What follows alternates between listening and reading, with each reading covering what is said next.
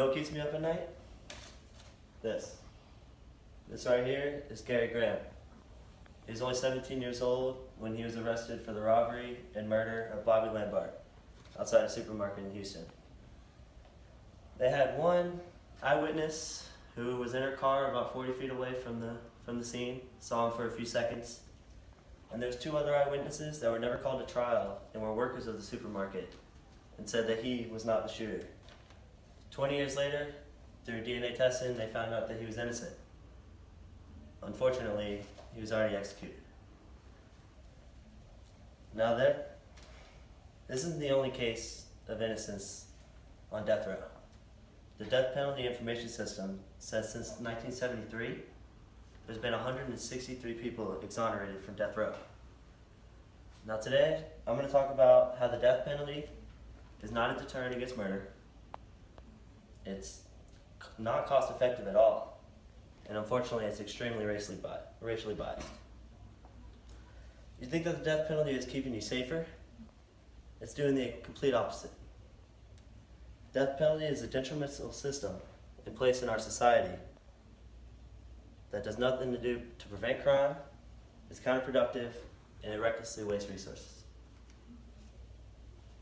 Many Americans believe that with the death penalty in place, people will shy away from committing the capital crime. It makes sense, right? People wouldn't commit a murder if they know that they're going to be executed. One discussion of homicide research that there's no credible evidence between death penalty and murder. With the absence or presence of the death penalty has no effect on whether or not someone will commit the crime. But killing them is cheaper than locking them up for life, right? In fact, it's actually much more expensive for the state to pursue a death penalty rather than a life sentence. The case alone for a life in prison sentence costs about $700,000, whereas the death penalty case can be upwards to $1.3 million, almost double the price just for the case. And Florida alone would save about $51 million a year if they were to use the life in prison sentence only, and no death penalty. As I've discussed with you, the death penalty could be pretty costly. It's not like the prisoner is immediately executed right after. We're dealing with all the costs of excessive court processing fees.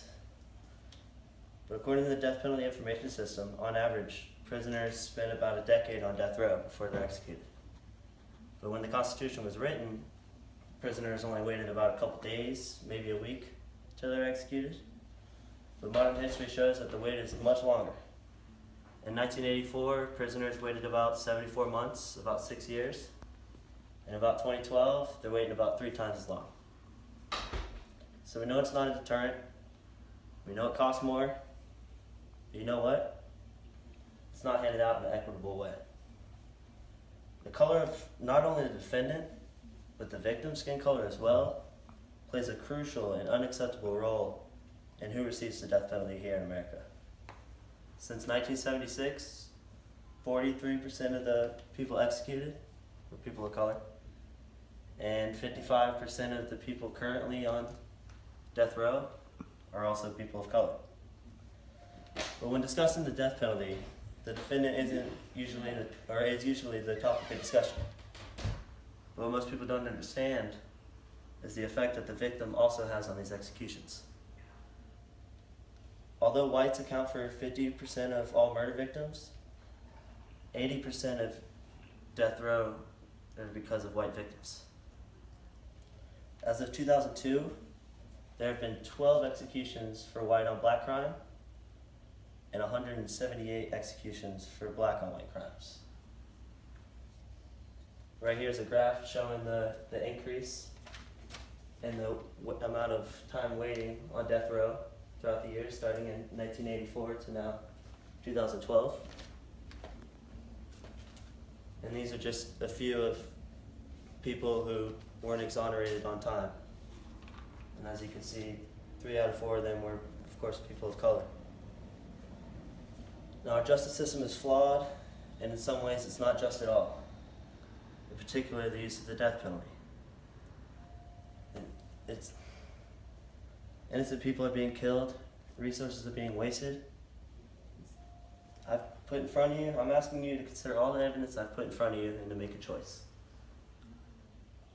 How many of you are likely to take an active role in changing legislation against the death penalty? Now, I know that might be a lot to ask, so how many of you have maybe changed your opinion on the death penalty in total?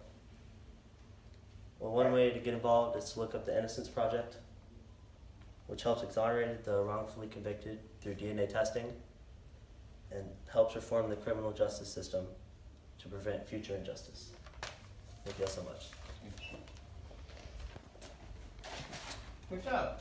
That was good.